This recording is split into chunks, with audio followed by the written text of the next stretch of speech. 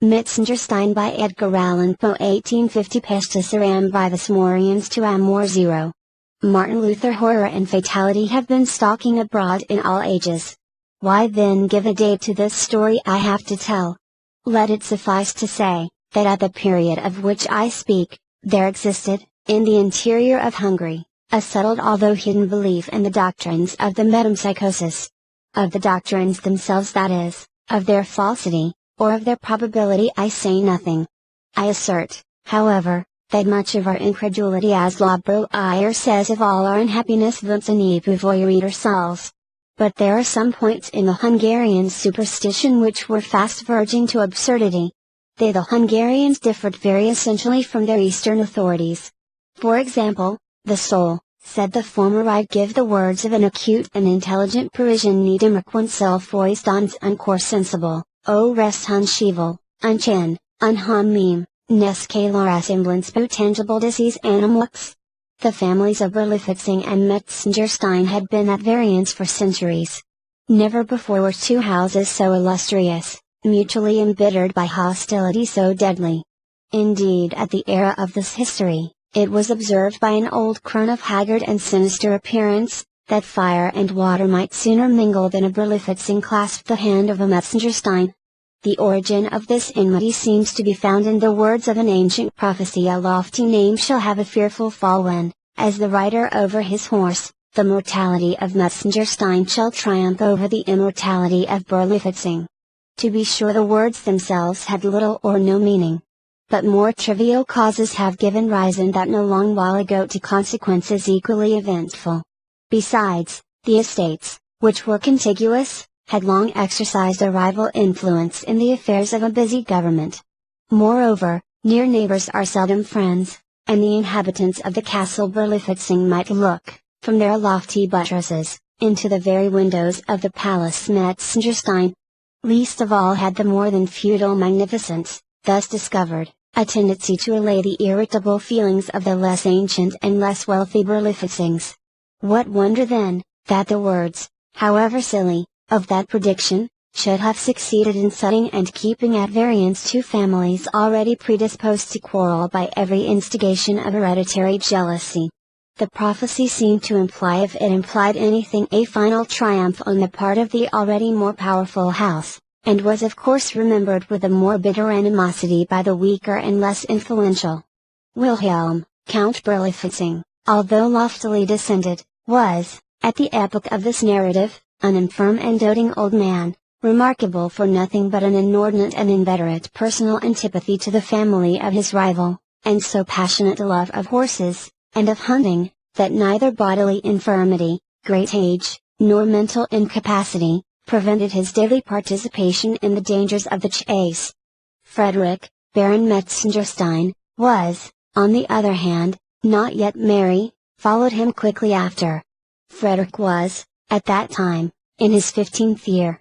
In a city, 15 years are no long period. A child may be still a child in his third lustrum, but in a wilderness, in so magnificent a wilderness as that old principality, 15 years have a far deeper meaning.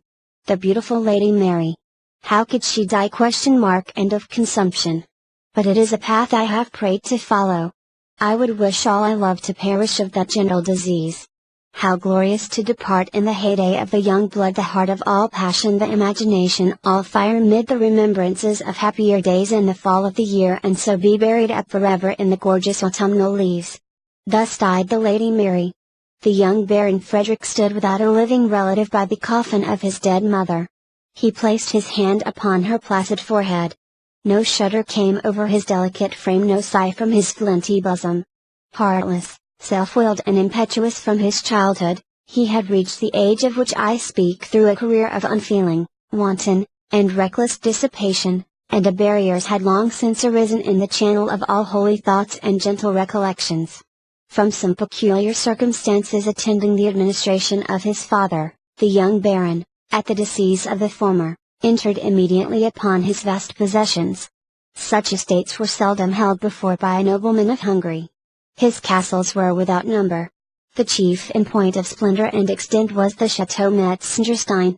The boundary line of his dominions was never clearly defined, but his principal park embraced a circuit of 50 miles. Upon the succession of a proprietor so young, with a character so well known, to a fortune so unparalleled, little speculation was afloat in regard to his probable course of conduct. And, indeed, for the space of 3 days, the behavior of the heir out-Heroded Herod, and fairly surpassed the expectations of his most enthusiastic admirers. Shameful debaucheries, flagrant treacheries, unheard of atrocities gave his trembling vassals quickly to understand that no servile submission on their part, no punctilios of conscience on his own were thenceforward to prove any security against the remorseless fangs of a petty Caligula.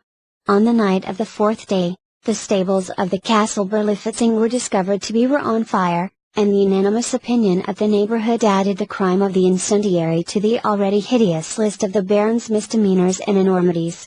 But during the tumult occasioned by this occurrence, the young nobleman himself sat apparently buried in meditation, in a vast and desolate upper apartment of the family palace of Metzengerstein. The rich although faded tapestry hangings which swung gloomily upon the walls, represented the shadowy and majestic forms of 1,000 illustrious ancestors. Here, rich ermine priests, and pontifical dignitaries, familiarly seated with the autocrat and the sovereign, put a veto on the wishes of a temporal king, or restrained with the fiat of papal supremacy the rebellious scepter of the archenemy. There, the dark, dull statures of the princes Metzengerstein, their muscular war coursers plunging over the carcasses of Edgar Allan Poe, startled the steadiest nerves with their vigorous expression, and here, again, the voluptuous and swan-like figures of the dames of days gone by, floated away in the mazes of an unreal dance to the strains of imaginary melody. But as the Baron listened, or affected to listen, to the gradually increasing uproar in the stables of Berlifitzing, or perhaps pondered upon some more novel, some more decided act of audacity, his eyes became unwittingly riveted to the figure of an enormous, and unnaturally colored horse, represented in the tapestry as belonging to a Saracen ancestor of the family of his rival. The horse itself, in the foreground of the design, stood motionless and statue-like, while farther back, its discomforted rider perished by the dagger of a Metzengerstein. On Frederick's lip arose a fiendish expression, as he became aware of the direction which his glance had, without his consciousness, assumed. Yet he did not remove it. On the contrary, he could by no means account for the overwhelming anxiety which appeared falling like a pall upon his senses. It was with difficulty that he reconciled his dreamy and incoherent feelings with the certainty of being awake. The longer he gazed, the more absorbing became the spell, the more impossible did it appear that he could ever withdraw his glance from the fascination of that tapestry. But the tumult, without becoming suddenly more violent, with a compulsory exertion he diverted his attention to the glare of ruddy light thrown full by the flaming stables upon the windows of the apartment. The action, however, was but momentary. His gaze returned mechanically to the wall. To his extreme horror and astonishment, the head of the gigantic steed had, in the meantime, altered its position.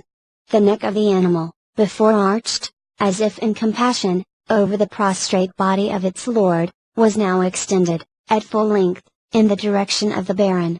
The eyes, before invisible, now wore an energetic and human expression, while they gleamed with a fiery and unusual red, and the distended lips of the apparently enraged horse left in full view his gigantic and disgusting teeth.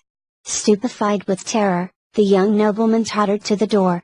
As he threw it open, a flash of red light, streaming far into the chamber, flung her shadow with a clear outline against the quivering tapestry, and he shuddered to perceive that shadow as he staggered awhile upon the threshold, assuming the exact position, and precisely filling up the contour, of the relentless and triumphant murderer of the Saracen Berlifitzing. To lighten the depression of his spirits, the Baron hurried into the open air. At the principal gate of the palace he encountered 3 equerries. With much difficulty, and at the imminent peril of their lives, they were restraining the convulsive plunges of a gigantic and fiery-colored horse. "Whose horse? Where did you get him?" demanded the youth, in a querulous and husky tone of voice, as he became instantly aware that the mysterious steed in the tapestried chamber was the very counterpart of the furious animal before his eyes. "He is your own property, sire," replied one of the equerries, "at least he is claimed by no other owner." We caught him flying, all smoking and foaming with rage, from the burning stables of the castle Berlifitzing. Supposing him to have belonged to the old count's stud of foreign horses, we led him back as an estray. But the grooms there disclaim any title to the creature, which is strange, since he bears evident marks of having made a narrow escape from the flames. The letters W, V, B, are also branded very distinctly on his forehead, interrupted a second equerry. I suppose them, of course, to be the initials of Wilhelm von Berlifitzing, but all at the castle are positive in denying any knowledge of the horse. Extremely singular, said the young baron, with a musing air, and apparently unconscious of the meaning of his words. He is, as you say, a remarkable horse, a prodigious horse. Although, as you very justly observe, of a suspicious and untractable character. Let him be mine, however, he added, after a pause. Perhaps a rider like Frederick of Metzengerstein may tame even the devil from the stables of Berlifitzing. You are mistaken, my lord. The horse, as I think we mentioned, is not from the stables of the count. If such had been the case, we know our duty better than to bring him into the presence of a noble of your family. True, observed the baron, dryly, and at that instant a page of the bedchamber came from the palace with a heightened color, and a precipitate step. He whispered into his master's ear an account of the sudden disappearance of a small portion of the tapestry, in an apartment which he designated, entering, at the same time, into particulars of a minute and circumstantial character, but from the low tone of voice in which these latter were communicated, nothing escaped to gratify the excited curiosity of the equerries. The young Frederick, during the conference, seemed agitated by a variety of emotions. He soon, however, recovered his composure, and an expression of determined malignancy settled upon his countenance, as he gave peremptory orders that a certain chamber should be immediately locked up, and the key placed in his own possession. Have you heard of the unhappy death of the old hunter Berlifitzing? Said one of his vassals to the baron, as, after the departure of the page, the huge steed which that nobleman had adopted as his own, plunged and curvetted, with redoubled fury, down the long avenue which extended from the chateau to the stables of Metzengerstein. No, said the baron, turning abruptly toward the speaker, dead. Say you? It is indeed true, my lord, and, to a noble of your name, will be, I imagine, no unwelcome intelligence. A rapid smile shot over the countenance of the listener. How died he? In his rash exertions to rescue a favorite portion of his hunting stud, he has himself perished miserably in the flames. Indeed! Ejaculated the baron, as if slowly and deliberately impressed with the truth of some exciting idea. Indeed, repeated the vassal. Shocking! Said the youth, calmly, and turned quietly into the chateau. From this date a marked alteration took place in the outward demeanor of the dissolute young Baron Frederick von Metzengerstein. Indeed, his behavior disappointed every expectation, and proved little in accordance with the views of many a maneuvering mamma, while his habits and manner, still less than formerly, offered anything congenial with those of the neighboring aristocracy. He was never to be seen beyond the limits of his own domain, and, in this wide and social world, was utterly companionless unless, indeed, that unnatural, impetuous, and fiery-colored horse, which he henceforward continually bestrode, had any mysterious right to the title of his friend. Numerous invitations on the part of the neighborhood for a long time, however, periodically came in. Will the baron honor our festivals with his presence? Will the baron join us in a hunting of the boar?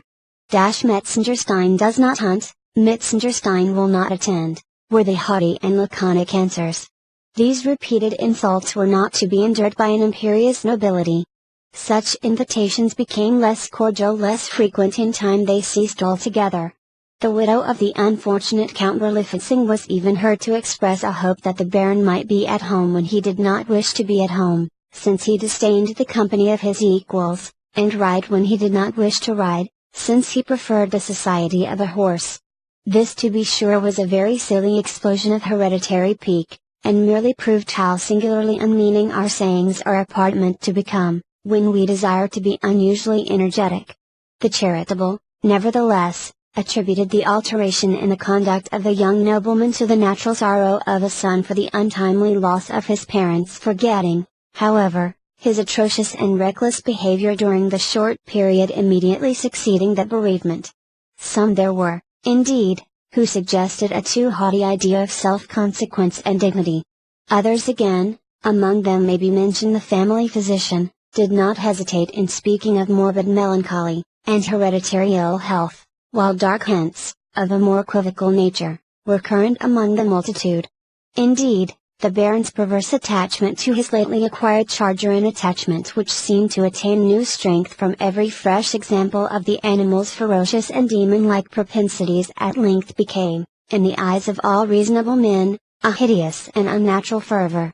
In the glare of noon, at the dead hour of night, in sickness or in health, in calm or in tempest, the young Metzengerstein seemed riveted to the saddle of that colossal horse, whose intractable audacities so well accorded with his own spirit. There were circumstances, moreover, which, coupled with late events, gave an unearthly and portentous character to the mania of the rider, and to the capabilities of the steed. The space passed over in a single leap had been accurately measured, and was found to exceed, by an astounding difference, the wildest expectations of the most imaginative.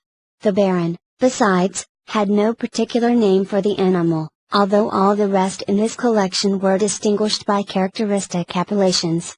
His stable, too, was appointed at a distance from the rest, and with regard to grooming and other necessary offices, none but the owner in person had ventured to officiate, or even to enter the enclosure of that particular stall. It was also to be observed, that although the three grooms, who had caught the steed as he fled from the conflagration at Berlifitzing, had succeeded in arresting his course, by means of a chain bridle and noose, yet no one of the three could with any certainty affirm that he had, during that dangerous struggle, or at any period thereafter, actually placed his hand upon the body of the beast. Instances of peculiar intelligence in the demeanor of a noble and high-spirited horse are not to be supposed capable of exciting unreasonable attention, especially among men who, daily trained to the labors of the chase, might appear well acquainted with the sagacity of a horse. But there were certain circumstances which intruded themselves perforce upon the most skeptical and phlegmatic, and it is said there were times when the animal caused the gaping crowd who stood around to recoil in horror from the deep and impressive meaning of his terrible stamp, times when the young Metzengerstein turned pale and shrunk away from the rapid and searching expression of his earnest and human-looking eye. Among all the retinue of the Baron, however, none were found to doubt the ardor of that extraordinary affection which existed on the part of the young nobleman for the fiery qualities of his horse, at least, none but an insignificant and misshapen little page, whose deformities were in everybody's way, and whose opinions were of the least possible importance. He, if his ideas are worth mentioning at all, had the effrontery to assert that his master never vaulted into the saddle without an unaccountable and almost imperceptible shudder, and that, upon his return from every long-continued and habitual ride, an expression of triumphant malignity distorted every muscle in his countenance. One tempestuous night, Metzengerstein, awaking from a heavy slumber, descended like a maniac from his chamber, and, mounting in hot haste, bounded away into the mazes of the forest. An occurrence so common attracted no particular attention, but his return was looked for with intense anxiety on the part of his domestics, when, after some hours' absence, the stupendous and magnificent battlements of the Chateau Metzengerstein were discovered crackling and rocking to their very foundation, under the influence of a dense and livid mass of ungovernable fire. As the flames, when first seen, had already made so terrible a progress that all efforts to save any portion of the building were evidently futile, the astonished neighborhood stood idly around in silent and pathetic wonder. But a new and fearful object soon riveted the attention of the multitude, and proved how much more intense is the excitement wrought in the feelings of a crowd by the contemplation of human agony, than that brought about by the most appalling spectacles of inanimate matter. Up the long avenue of age-looks which led from the forest to the main entrance of the Chateau Metzengerstein, a steed, bearing an unbonneted and disordered rider, was seen leaping with an impetuosity which outstripped the very demon of the tempest, and extorted from every stupefied beholder the ejaculation "horrible!" The career of the horseman was indisputably, on his own part, uncontrollable. The agony of his countenance, the convulsive struggle of his frame, gave evidence of superhuman exertion, but no sound, save a solitary shriek, escaped from his lacerated lips, which were bitten through and through in the intensity of terror. One instant, and the clattering of hoofs resounded sharply and shrilly above the roaring of the flames and the shrieking of the winds. Another, and, clearing at a single plunge the gateway and the moat, the steed bounded far up the tottering staircases of the palace, and, with its rider, disappeared amid the whirlwind of chaotic fire. The fury of the tempest immediately died away, and a dead calm sullenly succeeded. A white flame still enveloped the building like a shroud, and, streaming far away into the quiet atmosphere, shot forth a glare of preternatural light, while a cloud of smoke settled heavily over the battlements and the distinct colossal figure of a horse. The end.